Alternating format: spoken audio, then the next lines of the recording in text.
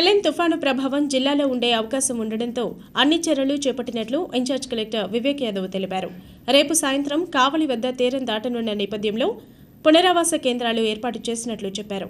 మత్స్యకారులు వేటకు వెళ్లవద్దని సూచించినట్లు తెలిపారు. అన్ని డివిజనల్ కార్యాలయాల్లో కంట్రోల్ రూమ్లు ఏర్పాటు చేసినట్లు వివేక్ యాదవ్ వెల్లడించారు. ఈ డిప్రెషన్ అనేది ఒక సివియర్ సైక్లోన్లో మారే అవకాశం ఉంటుంది. సో బై ఈవినింగ్ కల్లా మనకి కొన్ని చోట్ల హెవీ వర్షం వచ్చే అవకాశం ఉంటుంది.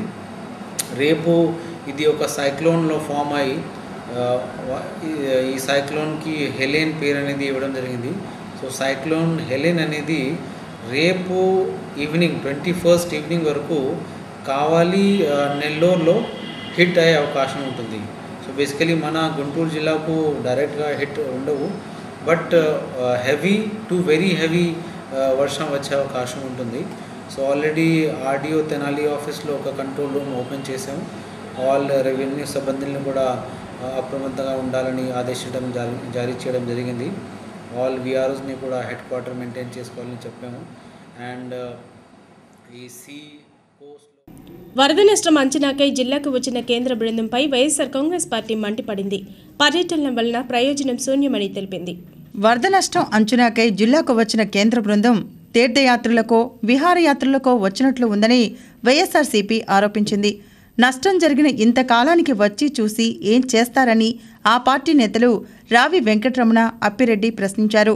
రానున్న రోజుల్లో కాంగ్రెస్ టీడీపీలకు ప్రజలు తగిన బుద్ధి చెప్తారని వారు హెచ్చరించారు. తుఫాన్ సంబంధించిన ఇలాంటి కార్యక్రమాల్లో రాష్ట్ర ప్రభుత్వం చేయాల్సినటువంటి పెద్ద పెద్ద కార్యక్రమాలకు సంబంధించి మీరు దయచేసి ఒక ఆలోచనతో రాష్ట్ర ప్రజల తరఫున పోరాటం చేయండి.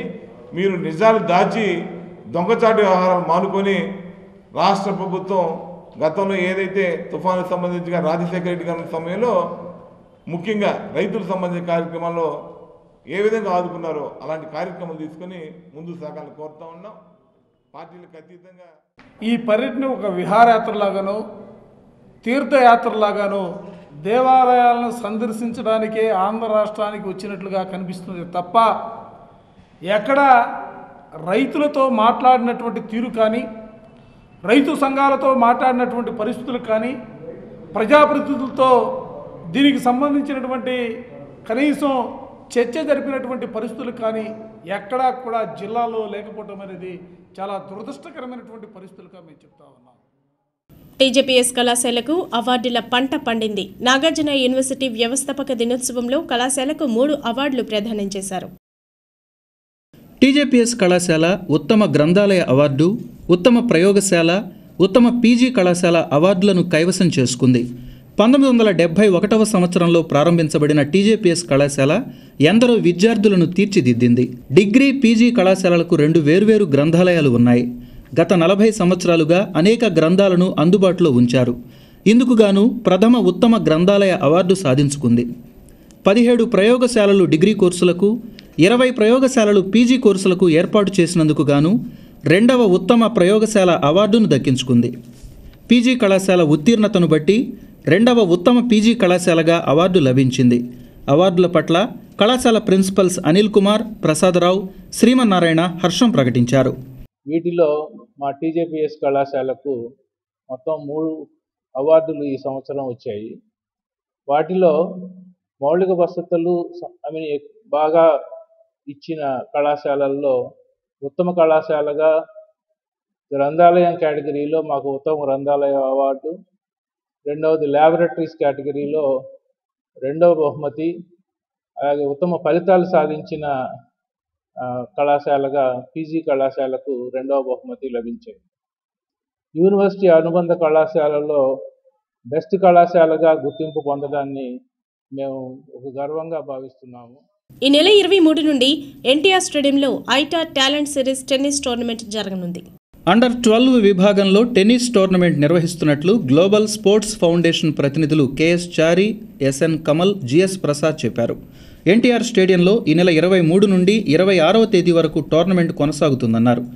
జాతీయ స్థాయిలో జరిగే టెన్నిస్ టోర్నమెంట్ను క్రీడాకారులు సద్వినియోగం చేసుకోవాలన్నారు.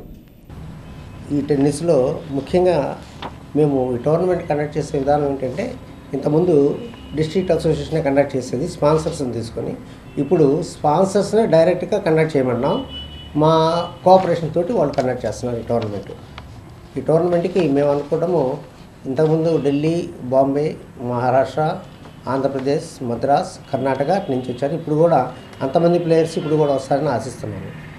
కనీసం 100 మంది ప్లేయర్స్ ఈ టోర్నమెంట్కి 23 నుంచి 26 జరిగే టోర్నమెంట్కి వస్తారు. ఈ టోర్నమెంట్ గుంటూరు డిస్ట్రిక్ట్లో భారీగా ఏర్పాటు చేసి భారీగా చేయాలని, తర్వాత ర్యాంకింగ్ ఇచ్చి వాళ్ళకి పురోభివృద్ధికి ముందుగా వాళ్ళ ఉద్యోగాలు కానీ తర్వాత వాళ్ళ టెన్నిస్ క్రీడను అభివృద్ధి చేయడానికి కానీ సహాయం చేయాలనుకుంటున్నాం. ఈ టోర్నమెంట్కి డబ్బులు కానీ స్పాన్సర్షిప్ మాత్రంతో న్యూయార్క్ నుంచి మేము కల్పిస్తున్నాం. వీళ్ళు వచ్చే వాళ్ళకి వసతి ఇవన్నీ జాగ్రత్తగా ఉండి ఏ విధమైన లోటుపాట్లు లేకుండా ప్రతి సంవత్సరం మనం చేసేదే అన్ని విధంగా వాళ్ళ గురించి కేర్ తీసుకుంటున్నాం. ఈ ప్రస్తుతంగా సౌత్ ఇండియా ఉన్న అన్ని రాష్ట్రాల నుంచి కూడా వస్తున్నారు. వసతి ఏర్పాట్లు పిల్లలు ఉంటారు కాబట్టి మనకి వాళ్ళ పేరెంట్స్ దగ్గర వాళ్ళు చూసుకుంటారు. వార్తలు ముగించే ముందు ముఖ్యాంశాలు మరోసారి. ప్రాంతీయ పార్టీల మాటలు నమ్మి మోసపోవద్దు. ప్రజా సంక్షేమం కోసం పాటుపడేది కాంగ్రెస్ పార్టీ ఒక్కటే.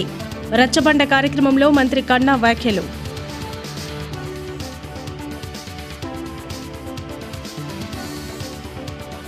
అర్హులకు అన్ని సంక్షేమ ఫలాలు అందిస్తాం. కాంగ్రెస్ ద్వారానే అభివృద్ధి సాధ్యం. ఎమ్మెల్యే మస్తాన్ వలి స్పష్టం.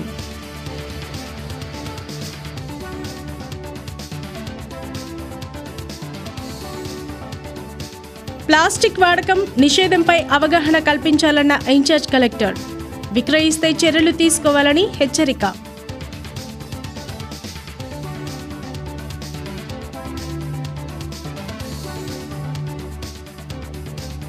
కన్నా మాస్టర్కు ఘన సత్కారం. ఆయన సేవలను ప్రశంసించిన మంత్రి డొక్క, ఎమ్మెల్సీ లక్ష్మణరావు.